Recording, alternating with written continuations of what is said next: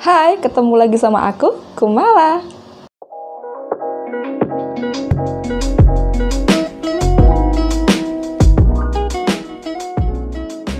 Di video kali ini aku ingin membagikan tips mengenai cara membuat dialog, karena sesungguhnya dalam sebuah cerita itu kehadiran dialog itu sangat kita butuhkan. Kenapa? Karena dialog itu bisa membuat cerita itu jadi lebih hidup lagi serta membangun suasana. Karena nantinya kalau porsi narasinya terlalu panjang, itu akan cepat membuat pembaca itu terasa bosan, dan kita perlu yang namanya dialog untuk tetap memberikan gerakan-gerakan alami tersendiri dalam sebuah cerita. Oke, tanpa basa-basi lagi langsung aja kita bahas tips-tipsnya. Yang pertama,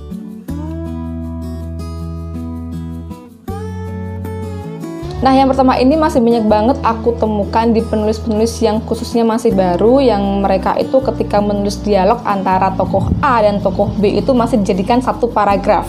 Nah, tapi tidak seperti itu kawan. Untuk penulisan dialog yang tepat itu antar dialog tiap karakternya harus diberi spasi ya, atau di enter ya di bawahnya, jangan langsung ditabrak. Jadi tolong kalau misalkan kamu masih menulis dialog dua tokoh itu dalam satu paragraf, tolong diberi spasi atau di enter ya, jadi ke paragraf yang berikutnya.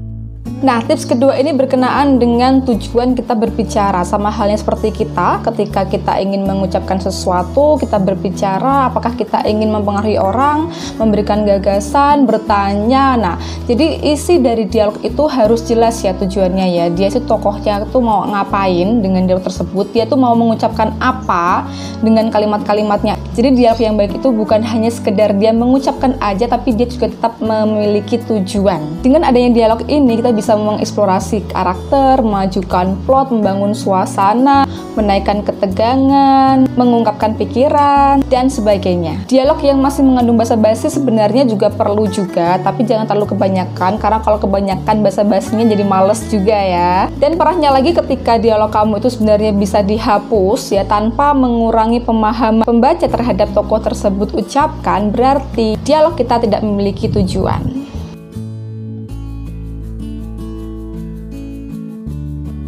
Poin yang ketiga ini berkenaan dengan dialog yang realistis. Nah, gimana sih dialog yang realistis seperti itu? Apakah serealistis ketika kita mengucapkan kata-kata di kehidupan nyata? Tapi masalahnya di kehidupan nyata pun kita juga sering banget basa-basi. Jadi, kalau terlalu realistis itu bisa mengurangi keindahan dialog tersebut sih kalau menurut aku. Sekarang pertanyaannya, bagaimana sih dialog yang realistis itu? Jadi sebenarnya dialog yang realistis itu adalah bukan dialog yang kita dengar sehari-hari, tapi melainkan dialog yang menyuarakan karakter si tokohmu. Misalkan tokohmu itu adalah seorang anak muda usia 16 tahun. Nah, bagaimana sih anak usia 16 tahun itu berbicara?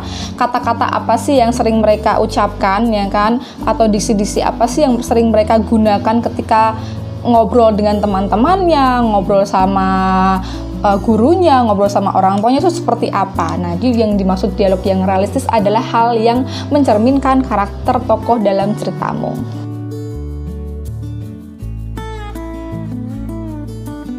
Poin yang keempat ini berkenaan dengan istilah suara. Nah, istilah suara itu tuh sebenarnya muncul ketika karakter mulai berkomunikasi dengan orang lain yang dia itu mengeluarkan kepercayaannya, kemudian harga dirinya, apalagi ya, kepribadiannya, pengalamannya, cara pandang, dan pengaruh budaya yang sudah dia serap menjadi kepribadiannya sendiri. Nah, hal-hal yang aku sebutkan tadi itu menjadi penting sekali karena bisa mempengaruhi bagaimana karakter itu dalam berdialog. Jadi mulai sekarang kita harus pikirkan hal-hal apa saja sih yang mendasari kepribadian tokoh tersebut.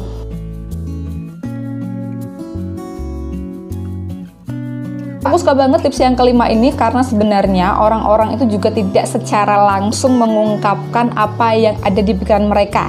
Ya kan, kamu juga gitu kan, makanya ada ya hal-hal seperti kode-kodean, dan sering banget kita mengatakan hal yang berbeda ya kan, ketika kita diminta untuk berpendapat ya sebenarnya kita maunya enggak, sebenarnya kita nggak mau tapi kita ngomongnya mau karena nggak enak nolak kayak gitu. Hal-hal seperti itu juga bisa banget kita masukkan ke dalam dialog antar tokoh kita.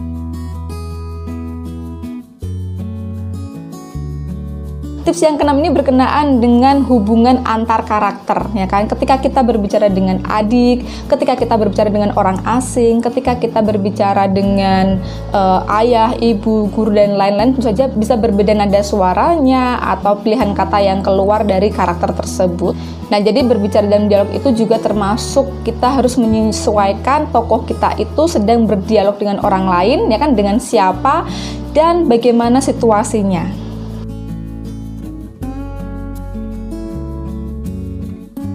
Bahasa tubuh, gerakan mata, dan reaksi dari tokoh kita itu bisa mencerminkan bagaimana sih karakter tokoh yang kita kenalkan ke pembaca. Jadi tiap-tiap tokoh itu ya, apalagi tiap-tiap orang seperti kita aja, ketika mengekspresikan amarah, sedih, senang, itu aja berbeda ya pastinya.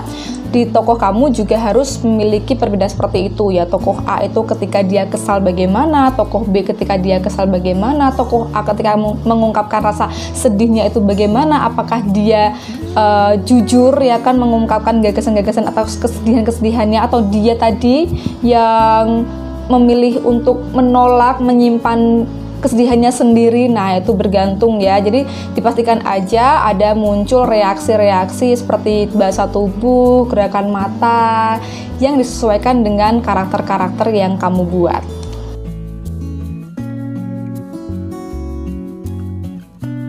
Sering banget di kehidupan sehari-hari kita mengucapkan hal-hal yang belum sempat selesai kita ucapkan, dipotong orang lain, atau kita tiba-tiba inget sesuatu jadi nggak pengen ngucapin lagi, nggak pengen ngomongin hal itu lagi. Nah, jadi dalam membuat cerita pun kamu bisa menggunakan hal-hal yang realistis seperti itu. Apalagi kalau orang lagi gugup, biasanya dia suka salah-salah ngomongnya, kebalik-balik gitu. Nah, bisa banget nih kelemahan-kelemahan seperti ini juga kamu masukkan ke dalam dialognya tokoh kamu.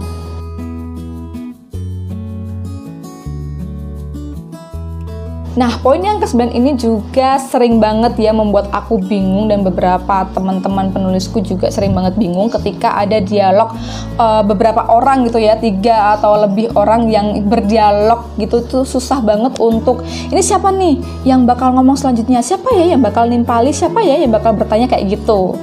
Nah, tapi sebenarnya kita tuh jangan fokuskan pada siapa ya yang akan berbicara selanjutnya, tapi biarkan aja karakter-karakter itu yang membentuk dialog-dialognya sendiri ya. Gagasan-gagasan apa yang mereka ungkapkan, apa yang mereka pikirkan, biarkan aja ya. Jangan dipikirkan siapa yang setelah ini mau berdialog, jangan. Ya, biarkan saja mereka yang menguasai.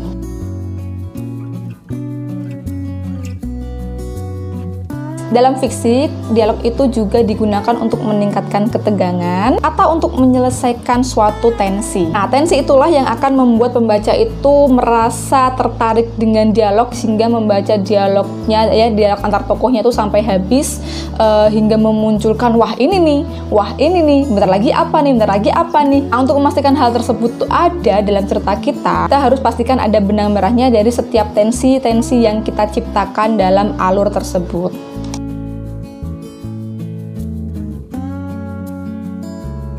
Nah, seringkali kita juga sebagai penulis menuliskan dialog sapaan, ya kan, yang jawabannya singkat, dialog pertanyaan yang jawabannya singkat. Nah, sebenarnya tuh hal-hal seperti itu kalau menurut aku cenderungnya kurang bermanfaat ya dia ya. Lebih baik digambarkan saja, dideskripsikan saja, atau dinarasikan saja.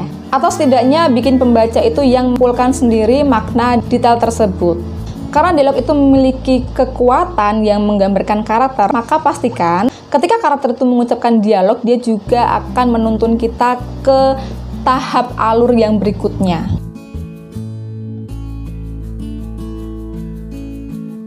Oke, aku yakin banget pasti di antara kalian itu sudah tahu tentang dialog teks ya kan, seperti ucap, ujar, tanya, teriak, dan lain-lain itu yang dituliskannya di belakangnya setelah dialog. Nah, kamu juga boleh banget pakai dialog teks seperti itu, tapi jangan keterusan memakai dialog teks karena nanti akan membuat laju ceritanya itu jadi lambat. Ada kalanya nih kita nggak harus memakai dialog teks, asalkan kita sebagai penulis itu bisa menjelaskan siapa sih tokoh yang ngomong di dialog ini.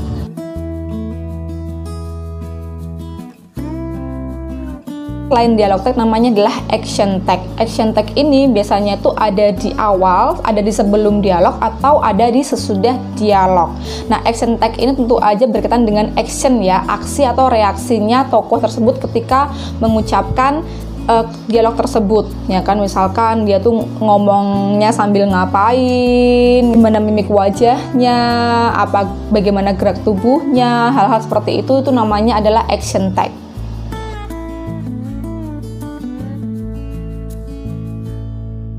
Atau kamu juga bisa memadukan antara dialog tag dan action tag ini. Bisa banget kamu coba ya. Misalkan yang awal itu kamu actionnya dulu, baru setelah itu dialog tagnya di belakang dialog. Boleh banget.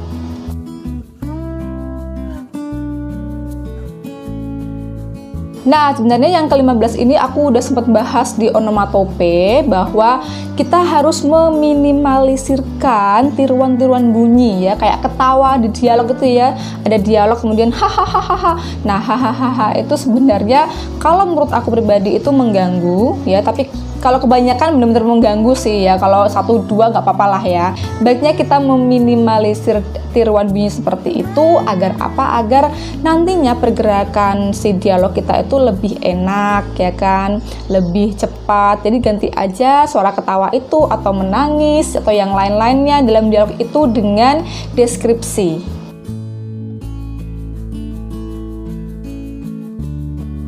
Nah, tips yang terakhir ini adalah tips yang sering aku lakukan dulu ketika aku membuat dialog adalah aku mengucapkan dulu dialognya ya dengan suara yang lantang. Kemudian kalau udah aku rasa pas nih dialognya seperti ini nih, apalagi aku pengen misalkan nyari kesedihannya, nyari ungkapan rasa bahagianya, itu tuh aku bener-bener aku ucapkan. Kalau udah pas baru deh aku tulis. Nah, kamu juga bisa banget pakai tips yang ke-16 ini untuk membuat dialog yang bisa membuat karaktermu itu lebih hidup lagi. Oke, terima kasih sudah menyimak video kali ini. Aku seneng banget kalau berbagi tips dengan kamu. Kali ini habis ini kamu mau searching apa aja sih dialog-dialog tag ya kan. Jangan yang cuma ujar, ucap, jawab gitu doang, tapi dialog tag itu bener-bener banyak banget. Kamu bisa cari, bisa catat untuk referensi percakapan dialog kamu. Hai, makasih sudah nonton video ini. Apa kamu suka kontennya? Kalau iya, pastikan untuk like dan subscribe channel Ruang Kumala. Kamu juga bisa share ke teman-teman kamu biar mereka juga merasakan hal yang bermanfaat dari konten aku. Setelah ini boleh banget kamu nonton video aku yang lainnya karena juga nggak akan kalah seru, dan sampai jumpa lagi di video selanjutnya. Dah.